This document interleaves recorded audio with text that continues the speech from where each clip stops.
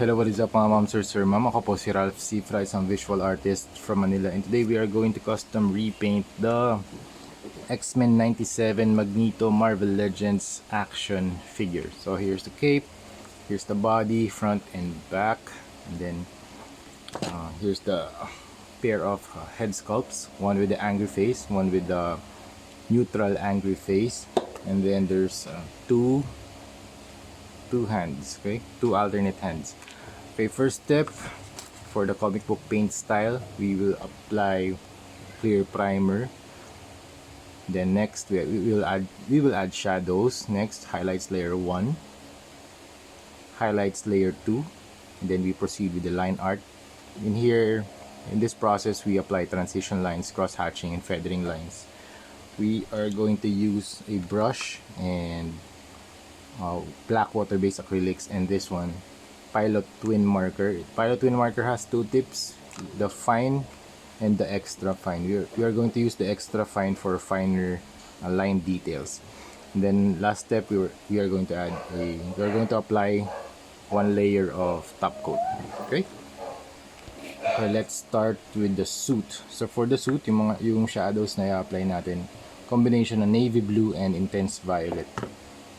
For the highlights layer 1, we are going to use pink and intense violet. For highlights layer 2, we are going to use ultra white and pink. Nag-add na rin pala ako ng dark Prussian blue dun sa mix. So ito yung mix ng natin shadows. Try natin dito sa kanyang body. Actually, nag-try na ako dito sa likod. Tapos okay naman yung rehistro ng darks natin. Gusto ko kasi malakas yung contrast eh. Mas vibrant kapag nag-add ako ng ibang color versus dun sa base color tapos black lang to add shadows. Well, pwede rin naman yun if you want more neutral shadows. Pero ito gusto ko ibang hue ng shadows. So let's add some blue and purple para mas vibrant siya. So mag-add tayo dito sa mga ridges ng kanyang suit. Sa may abs, yan, sa may chest, dito, sa may ribs. Yan. So yung guide natin dito, yun yung pinakamalalim na sculpt. Doon tayo mag-add ng mga shadows.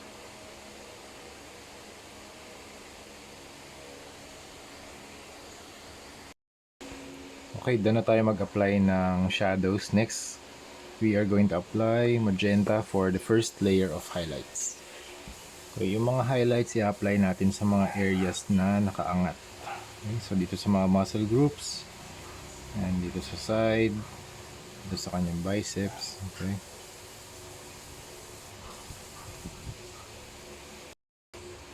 Para sa second layer of highlight, mag-apply tayo ng pink naman. Okay, para mas malakas yung contrast. So ito na yung status, ito na yung front and back, side. Okay,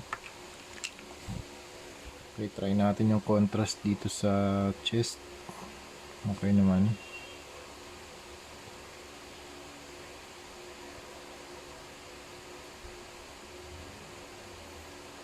So apply natin sa stomach section, sa ribs. Ayan.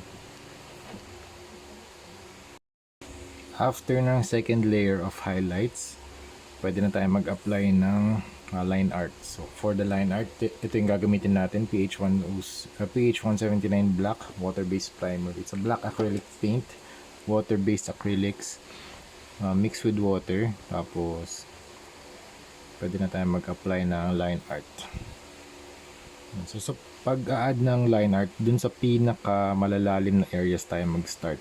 So dito, so usually kung saan nagbi-meet yung dalawang muscle groups, yan, dyan tayo pwede mag-apply ng mga black na line art. Okay, so we can apply transition lines, mga feathering lines, cross hatching.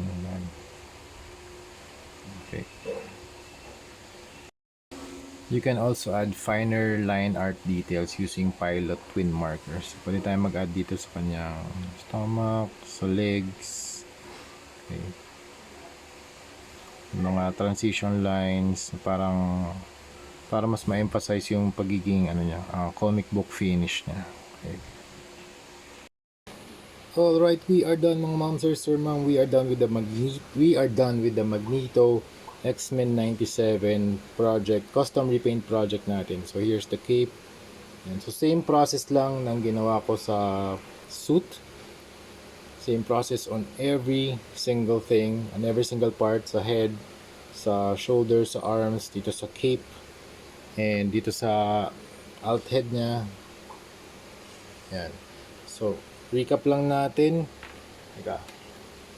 Ito yung process. Para sa comic book paint style, we are going to apply clear primer, add shadows, add highlights layer 1, add highlights layer 2. Tapos, line art, pwede natin dito ilagay yung mga transition lines, cross hatching, and feathering lines. And then yung last step, top coat. Actually, hindi ko pa ito nalalagyan ng top coat, pero ito na yung final look niya bago ko lagyan ng top coat. Wala namang magbabago sa appearance kapag nilagyan ng ng top coat. So after nitong recording ng video, i-sprayan ko na to ng Bosny flat clear. Yun yung top coat na ginagamit ko para mas maprotektahan yung paint job na ginawa natin. Okay, so yan, mas close up. Para dun sa mga finer lines, gumamit ako ng Pilot Twin Marker. Ito yun, Pilot Twin Marker. Okay, so that's it. Thank you very much for watching and see you sa next video. Bye-bye.